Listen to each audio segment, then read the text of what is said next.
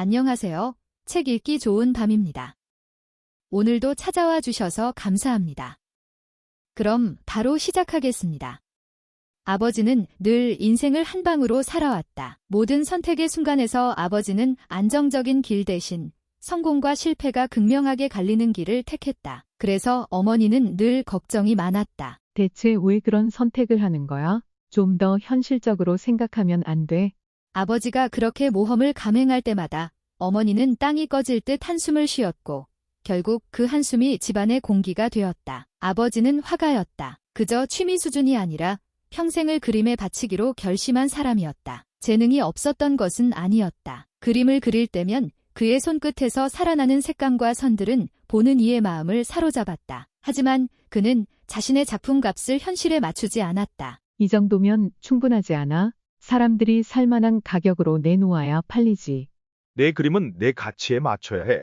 싸게 내놓느니 차라리 안 팔리는 게 낫지. 그가 정한 가격은 작품의 시장가가 아니라 그의 기대였다. 그래서 그의 그림은 좀처럼 팔리지 않았다. 어머니는 웹디자이너였다. 원래는 순수 미술을 하고 싶었지만 현실적인 선택을 했다. 아버지를 만나고부터는 그의 예술을 지지하고 싶었다. 그래서 어머니는 밖에서 돈을 벌었고 아버지는 집에서 육아를 맡았다. 사람들은 아버지를 무능력하다고 손가락질했지만 어머니는 묵묵히 버텼다. 사람들이 뭐라고 하든 상관없어. 당신 그림이 언젠가 빛을 볼 거라 믿어. 그러나 현실은 냉정했다. 예술은 돈이 되지 않았고 생계는 어머니의 어깨 위에만 남겨졌다. 우리 가족은 가난했다. 그림이 팔리는 날이면 축제를 열었지만 그렇지 않은 날이 더 많았다. 어머니는 직장과 집을 오가며 끊임없이 일했고 아버지는 아버지대로 그의 세계에서 벗어나지 않았다. 그림을 그리고 철학적인 이야기를 하며 언젠가 인정받을 날이 올 것이라 믿었다. 하지만 그런 날은 쉽게 오지 않았다. 그럼에도 불구하고 어머니는 아버지를 사랑했다. 그 사랑이 아버지의 무모함을 덮어줄 만큼 강한지는 알 수 없었지만 어머니는 늘 그의 곁을 지켰다. 나는 그런 부모님을 보면서 자랐다. 나는 어릴 때부터 긴 생은 한 방이라는 아버지의 철학을 이해할 수 없었다. 오히려 확실한 길을 가고 싶었다. 인생은 한 방이야? 뭘 그렇게 겁내고 사냐?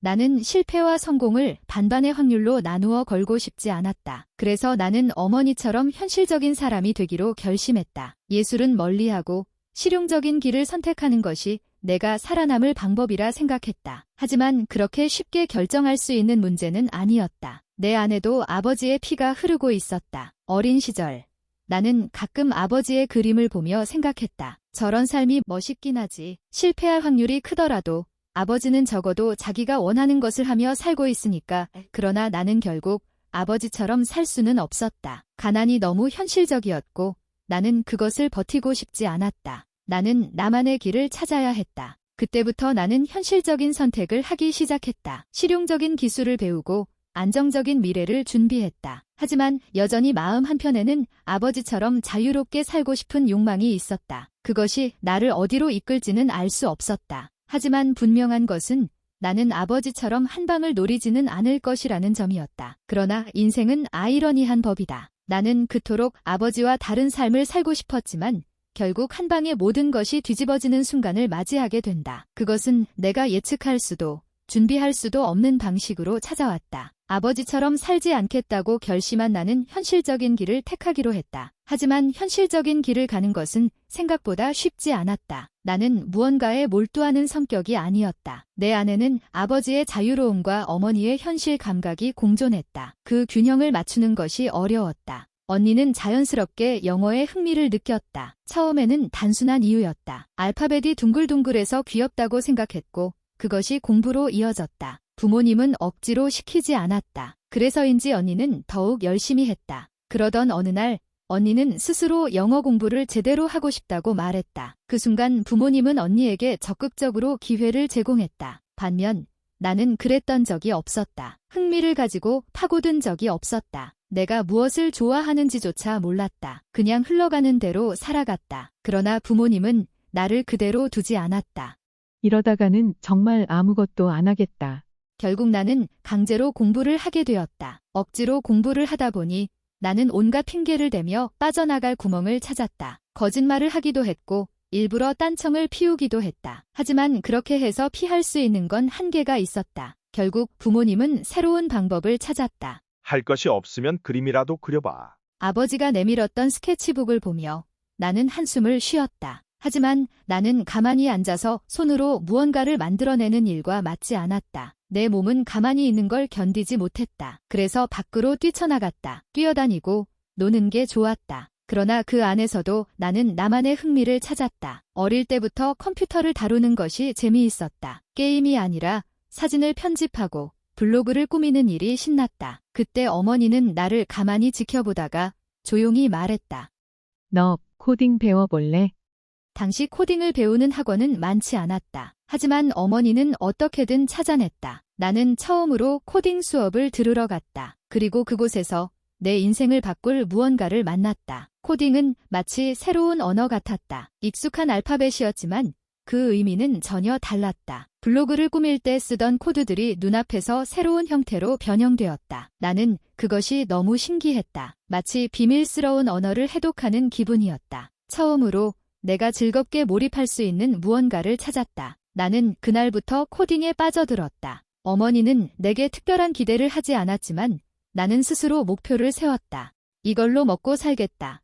처음으로 내 미래가 명확해지는 기분이었다. 그러나 단순한 흥미만으로는 충분하지 않았다. IT 분야에서 일하려면 좋은 대학에 가야 했다. 나는 그때부터 무조건 공부를 해야겠다고 다짐했다. 모의고사 성적이 기대 이하로 나오면 온 세상이 무너지는 기분이었다. 나는 물불 안 가리고 공부했다. 어머니는 그런 나를 보며 웃으면서도 한편으로는 걱정했다. 그래도 밥은 먹고 해야지. 공부만이 전부는 아니야. 나는 그런 아버지가 이해되지 않았다. 세상을 한 방으로 바라보는 사람이 무슨 수로 나를 걱정하는 걸까? 나는 아버지처럼 살지 않겠다고 다짐했지만 아이러니컬하게도 아버지와 똑같은 집념으로 공부했다. 그렇게 나는 마침내 서울에서도 꽤 알아주는 대학의 컴퓨터 프로그래밍 학과에 입학하게 되었다. 그리고 그곳에서 내 인생을 바꿀 사람을 만나게 된다. 대학에 합격한 순간 내 인생이 완전히 달라질 것이라 기대했다. 서울로 올라와서 처음으로 강의실에 들어섰을 때 세상이 새롭게 보였다. 모든 것이 새롭고 설레는 감정으로 가득 찼다. 그리고 그곳에서 내 인생을 뒤흔들 첫사랑을 만나게 되었다. 그 사람은 원래 나보다 2학년 위였지만 군대를 다녀온 후 복학하면서 나와 같은 학번이 되었다. 우리는 같은 전공 수업을 들었고 자연스럽게 조별 과제에서 마주쳤다. 그는 시간 약속을 철저하게 지켰고 맡은 역할을 정확하게 해내는 사람이었다. 처음에는 그저 책임감 강한 사람이라고만 생각했다. 하지만 함께 과제를 하면서 그의 성실함과 차분한 태도가 유독 눈에 띄었다. 처음에는 단순히 성실한 사람이구나 하고 지나쳤다. 그런데 말투가 조근조근하고 목소리가 이상하게 귀에 맴돌았다. 나는 언제부터인가 그 사람과 이야기하는 시간이 기다려졌고 과제를 할 때마다 그와 같은 조가 되기를 바랐다. 하지만 나는 나 자신을 속이고 싶었다. 이건 그냥 동료의 일뿐이야. 그 이상은 아니야. 그렇게 스스로를 다독였지만 마음은 그렇지 않았다. 나는 자꾸 그 사람을 신경 썼다. 그가 교실에 들어오는 순간 내 시선은 자연스럽게 그를 따라갔다. 하지만 나는 고백할 용기가 없었다. 원래 첫사랑은 이루어지지 않는다는 말이 있지 않은가? 괜히 마음을 들켜서 어색해질 바에는 그냥 이렇게 지내는 게 낫다고 생각했다. 그러던 어느 날 그에게 여자친구가 생겼다는 소식을 들었다. 가슴이 철렁 내려앉았다. 나는 아무렇지 않은 척했지만 사실 속은 엉망진창이었다. 친구들은 내 변화를 눈치채지 못했지만 나는 그 이후로 수업에 집중할 수 없었다. 나는 결국 한 학기를 휴학하기로 결정했다. 내 마음을 정리할 시간이 필요했다. 그리고 그 시간을 미국에서 보내기로 했다. 마침 언니가 미국에서 생활하고 있었고 나는 그 핑계를 삼아 잠시 한국을 떠나기로 했다. 미국에서의 생활은 생각보다 나쁘지 않았다. 새로운 환경에서 영어를 배우고 새로운 기술을 익히며 시간을 보냈다. 그리고 점차 그 사람에 대한 감정이 옅어지는 것을 느꼈다. 나는 이제 괜찮아졌어라고 스스로를 안심시키며 보냈다. 그러나 한국으로 돌아온 후 학교 캠퍼스를 걷다가 우연히 그를 마주쳤다. 그는 여전히 성실하게 생활하고 있었다. 복학 후에도 우리는 여전히 친구처럼 지냈다. 전공에 대한 이야기를 나누고 과제를 함께하면서 서로의 실력을 공유했다. 하지만 우리는 서로에게 특별한 감정을 가지고 있었고 그것을 인정하지 않은 채 시간을 보냈다. 졸업 후에도 자연스럽게 연락을 이어갔다. 각자 직장인이 되었지만 서로 의지하며 시간을 보냈다. 업무 스트레스를 풀기 위해 함께 식사를 하고 새로운 기술에 대한 정보를 공유하면서 우리의 관계는 더욱 단단해졌다. 우리는 여전히 친구라는 이름 아래에 있었지만 그 이상이 되고 싶다는 감정을 모른 척하고 있었다. 그러던 어느 날 아버지에게서 전화가 왔다. 이제 결혼 생각해야 할 때 아니냐? 좋은 자리 하나 알아봤으니 선이라도 한번 봐라. 나는 당황스러웠지만 아버지는 단호했다. 인생에는 때가 있는 법이다. 사람도 직접 만나봐야 아는 거고. 너도 이제 슬슬 마음을 열어봐야 하지 않겠냐? 그날 저녁 나는 그와 술을 마시며 그 이야기를 전했다. 그는 잠시 말을 잇지 못했다. 그리고 나를 바라보며 조용히 물었다. 너 선 볼 거야? 나는 고민스러웠다. 하지만 답을 내리기도 전에 그는 내 손을 잡았다. 우리 이제 서로의 마음을 솔직하게 이야기해보자. 그 순간 오랜 시간 눌러왔던 감정이 터질 듯했다. 말하지 않아도 알 수 있었다. 우리는 이미 오래전부터 서로를 향한 마음을 가지고 있었다. 그렇게 우리는 연인이 되었다. 오랜 시간 빙빙 돌았지만 결국 같은 자리로 돌아왔다. 돌고 돌아 이어진 인연은 그만큼 더 소중하게 느껴졌다. 연인이 되고 나서 우리는 한동안 가장 행복한 시간을 보냈다. 함께하는 모든 순간이 즐거웠고 이제야 제대로 된 관계를 시작했다는 느낌이 들었다. 자연스럽게 우리는 미래에 대해 이야기하기 시작했다. 서로가 원하는 삶, 함께하고 싶은 시간들, 그리고 결혼이라는 선택까지. 하지만 현실은 달랐다. 연애와 결혼은 전혀 다른 차원의 이야기였다. 우리는 결혼을 결심했지만 가장 먼저 맞닥뜨린 것은 경제적인 문제였다. 그는 성실하게 직장 생활을 하고 있었지만 오랫동안 가족을 책임지며 모아둔 돈이 거의 없었다. 그는 어린 시절부터 아픈 아버지의 병원비와 동생의 교육비를 부담해왔다. 나 역시 직장 생활을 하고 있었지만 모아둔 돈만으로는 결혼을 준비하기에 턱없이 부족했다. 하지만 부모님도 경제적으로 넉넉한 편은 아니었다. 그래도 어떻게든 우리를 돕고 싶어 하셨다. 너희가 돈 걱정 때문에 결혼을 미룰 필요는 없지 않겠냐? 우리가 도와줄 테니 걱정 말고 준비해라. 신혼집도 우리가 가진 것에서 최대한 지원해 볼게. 어차피 우리도 넓은 집이 필요 없으니 너희가 더 잘 살 수 있도록 해주는 게 맞겠지. 부모님의 지원 덕분에 결혼 준비는 순조롭게 진행될 것 같았다. 하지만 문제는 시댁이었다. 시어머님은 처음부터 돈을 요구하며 압박을 가하기 시작했다. 결혼을 하려면 집안끼리 서로 돕는 게 당연한 거 아니니? 우리도 힘든데 내가 며느리로 들어오면 우리 집 사정도 좀 생각해줘야 하는 거 아니야? 그는 난감한 표정을 지었다. 결혼을 결심하기도 전에 이런 문제에 부딪히니 부담이 될 수밖에 없었다. 그는 이미 오랫동안 가족을 위해 헌신해왔지만 시어머님의 요구는 점점 더 무리해지고 있었다. 생활비 지원뿐만 아니라 동생의 유학 자금까지 떠넘기려 했다. 어머니, 저도 가정을 꾸려야 하잖아요. 앞으로 함께 살면서도 충분히 감당하기 어려운 부분이 많아요. 너무 무리한 요구는 하지 말아주세요. 하지만 시어머님은 쉽게 물러서지 않았다. 그는 아무리 성실하게 노력해도 시댁의 요구는 끝이 없었다. 나는 그런 그를 지키고 싶었다. 하지만 결혼 후에도 시댁과의 갈등은 계속될 것이 분명했다. 나는 고민했다. 이 결혼을 정말 해도 될까? 사랑만으로 모든 걸 해결할 수 있을까? 하지만 그를 보면 그 모든 불안 속에서도 믿고 싶은 마음이 들었다. 그래서 결국 우리는 모든 어려움을 감수하고 결혼식을 올렸다. 식을 간소하게 치르기로 했고 부모님과 가까운 지인들만 초대했다. 서로에게 다짐하듯 서약을 하고 마침내 우리는 부부가 되었다. 결혼 후에도 시어머님의 요구는 멈추지 않았다. 남편은 이미 오랫동안 가족을 위해 헌신해왔지만 시어머님은 생활비를 요구하며 남편에게 부담을 주기 시작했다. 처음에는 그저 일시적인 도움을 요청하는 것이라 생각했다. 하지만 그 요구는 점점 더 커졌고 이제는 매달 일정한 돈을 보내야 한다는 식으로 변했다. 네가 장남이잖니? 부모를 부양하는 건 당연한 거야. 이제 내 가정을 꾸렸다고 해서 부모를 등한시하면 안 돼. 남편은 고민에 빠졌다. 이미 결혼 생활을 시작하며 신혼집 마련과 생활비로 지출이 많았다. 나 역시 회사를 다니며 가게를 돕고 있었지만 시댁까지 챙길 여유는 없었다. 하지만 시어머님은 계속해서 남편을 압박했다. 그러던 어느 날 시어머님은 한 걸음 더 나아갔다. 내 동생을 유학 보내려고 하는데 너희 친정에서 좀 도와줄 수 없겠니? 사돈이 능력도 있고 우리야 사정이 어려운 거 알잖아. 며느리 된 입장에서 그 정도는 해줘야 하는 거 아니니?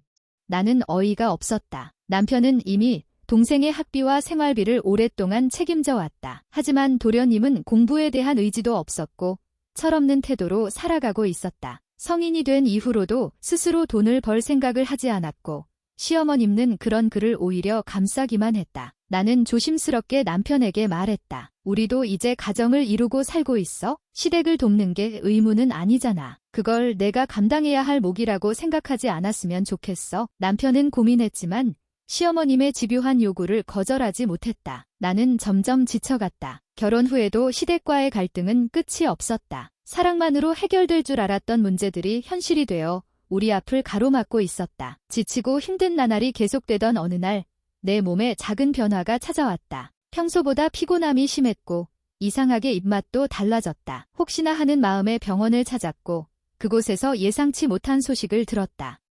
축하드립니다. 임신이네요. 그것도 쌍둥이입니다.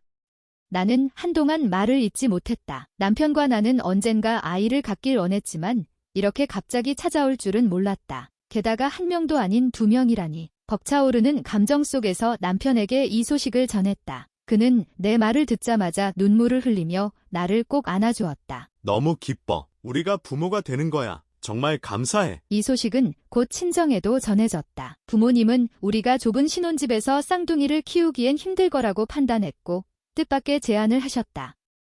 우리 집을 너희에게 주려고 한다. 아이들이 자라려면 넓은 공간이 필요하잖니. 우리는 작은 집으로 옮겨도 괜찮다. 앞으로 아이 키우면서 도와줄 일도 많을 테니 가까이 사는 게 좋지 않겠어? 걱정 말고 받아들여. 나는 감격스러웠다. 부모님은 여전히 우리를 위해 희생하고 계셨다. 넓어진 집에서 쌍둥이를 맞이할 준비를 할 수 있다는 사실이 기뻤다. 하지만 이 사실을 알게 된 시어머님는 곧 불만을 표출하기 시작했다. 터가에서 그렇게 큰 도움을 받았다니 우리도 좀 생각해줘야 하지 않겠니? 어머님, 저희도 여유가 있는 게 아니에요. 그리고 이건 부모님께서 아이들을 위해 결정하신 일이에요. 그럼 나도 그 집에서 같이 살면 되겠네. 방도 많다며. 나는 순간 말문이 막혔다. 이제 곧 태어날 아이들을 위해 마련한 공간을 탐내고 있었다. 그녀는 심지어 남편을 따로 불러 우리 집에서 함께 살 수 있도록 설득하려 했다. 하지만 이번만큼은 남편도 단호했다. 어머니, 그건 안 됩니다. 우리도 이제 가정을 이루고 아이들을 위해 공간이 필요해요. 어머니께서 우리를 이해해 주셔야 합니다. 시어머님은 여전히 불만을 가졌지만 이번만큼은 남편 결심도 확고했다. 내게 중요한 것은 이제 나와 남편, 그리고 곧 태어날 아이들이었다. 우리는 새로운 가족을 맞이할 준비를 해야 했다. 이삿날 모든 정리가 끝난 후 거실에서 짜장면을 시켜 먹으며 한숨 돌리고 있었다. 그런데 갑자기 초인종이 울렸다. 문을 열어보니 시어머님이 서 있었다. 커다란 배낭까지 짊어진 모습이었다. 이사 왔으면 어른부터 모셔야지. 너희들만 편하게 살 생각을 하면 되겠니? 나는 순간 멍해졌다. 하지만 시어머님은 주저하지 않고 집 안으로 들어왔다. 방 하나하나를 둘러보더니 결국 안방 문을 열고 당당하게 말했다. 내가 여기서 지내면 되겠구나. 이 집이 처가에서 해준 거라지만 내 손주들도 살 집이니 나도 있을 자격이 있지 않겠어? 나는 황당함을 감추지 못했다. 남편 역시 놀란 표정을 감추지 못했다. 이건 단순한 방문이 아니었다. 시어머님은 아예 눌러앉을 생각이었다. 나는 더 이상 참을 수 없었다. 어머님, 이 집은 저희 가족을 위한 공간입니다. 편하게 계실 곳이 필요하시면 다른 방법을 찾아보셔야 해요. 남편도 단호하게 말했다. 어머니, 저희도 이제 가정을 이루고 살아가야 합니다. 이렇게 갑자기 오셔서 함께 지내자는 건 너무 무리한 요구예요. 하지만 시어머님은 아랑곳하지 않았다. 오히려 남편을 향해 서류 한 장을 흔들며 날카로운 목소리로 말했다. 내가 지금 이렇게 당당하게 말할 자격이 있다고 생각해? 너도 내가 키웠고 내 덕에 여기까지 온 거야. 그런데 이제 와서 나를 내치겠다고? 남편의 얼굴이 굳었다. 그의 손이 떨리는 걸 보고 나도 불길한 예감이 들었다. 그리고 그 순간 나는 남편이 평생 시어머님에게 협박받으며 살아왔다는 사실을 알게 되었다. 그 서류는 바로 파양 신청서였다. 남편이 어릴 때부터 시어머님은 이 서류를 들먹이며 협박해왔다. 그녀는 자신의 말을 듣지 않으면 언제든 남편을 가족으로 인정하지 않겠다는 식으로 겁을 주었다. 그리고 더 충격적인 사실이 밝혀졌다. 남편은 시어머님의 친아들이 아니었다. 남편이 어릴 때 시아버지가 데려온 아이였고 시어머님은 그 사실을 이용해 그를 종속시키고 있었다. 나는 그 자리에서 결단을 내렸다. 어머님, 이제 그만하세요. 이 서류가 그렇게 중요하다면 차라리 지금 당장 타양하시죠. 더 이상 남편을 협박하지 마세요. 그리고 저희 가정에서 물러나 주세요. 시어머님은 당황한 얼굴로 남편을 바라보았지만 이번만큼은 남편도 흔들리지 않았다. 그는 조용히 서류를 받아들고 찢어버렸다. 이제 끝이에요. 어머니, 더 이상 제 삶을 쥐락펴락하지 마세요. 그렇게 우리는 시어머님과의 관계를 정리하기 시작했다. 오랜 시간 얽혀있던 억압과 속박에서 벗어나기 위해서였다. 남편은 마침내 결단을 내렸다. 평생 시어머님의 그늘에서 벗어나지 못했던 그는 이제 더 이상 흔들리지 않기로 했다. 이제 정말 끝낼 때가 된 것 같아. 더 이상 어머니의 요구를 들어줄 수도 없고 내 가족을 지키고 싶어. 나는 조용히 그의 손을 잡아주었다. 남편이 이 결정을 내리기까지 얼마나 오랜 시간이 걸렸는지 알았기 때문이다. 우리는 변호사를 찾아가 법적인 조치를 취하기로 했다. 시어머님과 남편을 이용하며 경제적으로 압박을 가했던 정황들을 정리하고 남편과 시댁의 관계를 완전히 정리할 방법을 논의했다. 남편분은 이미 성인이니 법적으로 부모와의 관계를 정리하는 것은 가능합니다. 다만 경제적인 부분이 얽혀 있을 가능성이 높은데 이를 철저히 정리하는 것이 중요합니다. 법적 절차를 밟아가던 중 시아버지의 유산이 정리되었다. 그동안 병상에 계셨던 시아버지가 남긴 재산 일부가 남편에게도 돌아갔다. 남편은 이를 통해 시어머님의 경제적 의존에서 완전히 벗어날 수 있었다. 시어머님은 예상치 못한 상황에 분노했다. 그녀는 남편에게 계속해서 전화를 걸고 찾아와 사정을 봐달라고 애원했다. 이럴 순 없어. 네가 정말 내 아들이 맞다면 이럴 수는 없지. 동생도 아직 어린데 우리를 이렇게 내칠 거야? 남편은 더 이상 흔들리지 않았다. 어머니, 전 이미 어릴 때부터 가족이 아니라 도구처럼 살아왔어요. 이제는 제 삶을 살겠습니다. 더 이상 저희에게 기대지 마세요. 그 말을 마지막으로 우리는 법적으로도 현실적으로도 시댁과 완전히 남남이 되었다. 시어머니와 도련님은 점점 몰락해갔다. 더 이상 남편에게 기대할 수 없게 되자 도련님은 방탕한 생활을 하며 결국 일을 그만두었고 시어머님은 생활비 마련에 허덕였다. 나는 남편과 함께 우리만의 삶을 살아가기 시작했다. 더 이상 시댁의 그늘에 얽매이지 않고 우리 가족을 위해 살아가는 삶, 드디어 자유를 찾은 기분이었다. 시어머님과의 모든 관계를 정리한 후 우리 부부는 처음으로 온전히 우리만의 삶을 꾸려갈 수 있었다. 남편과 나는 더욱 단단해진 관계 속에서 서로를 바라보며 앞으로 나아갈 준비를 했다. 무엇보다도 곧 태어날 아이들을 맞이할 준비를 해야 했다. 나는 점점 불러오는 배를 매만지며 생각했다. 이제 진짜 내 가정을 지켜야 할 때라고. 시어머님에게서 벗어났다고 끝이 아니라 이제는 내가 만든 가족을 지켜야 한다는 책임이 더 크게 다가왔다. 남편도 달라졌다. 늘 가족을 책임져야 한다는 부담 속에서 살았던 그는 이제 처음으로 자신을 위한 삶을 고민하기 시작했다. 더 이상 누군가의 희생을 강요받지 않고 스스로의 행복을 선택할 수 있는 삶, 그 변화를 지켜보는 것만으로도 내 마음은 따뜻해졌다. 우리 정말 새로운 삶을 시작하는 것 같아. 이제는 우리 가족을 위해 살고 싶어. 나는 그의 손을 꼭 잡았다. 이 길을 함께 걸어갈 수 있다는 것이 감사했다. 출산을 앞둔 우리는 이제 더 이상 과거의 그늘 속에서 흔들리지 않았다. 아이들의 울음소리가 울려 퍼질 날이 가까워오고 있었다. 우리만의 가족을 꾸려갈 준비가 드디어 끝나가고 있었다. 그리고 나는 깨달았다. 이 모든 것은 단순한 해방이 아니라 새로운 시작이었다. 오늘의 이야기는 여기까지입니다. 이야기가 좋았다면 구독과 좋아요를 눌러주시고 다음 사연도 기대해주세요. 그럼 오늘도 편안한 밤 되시길 바랍니다. 감사합니다.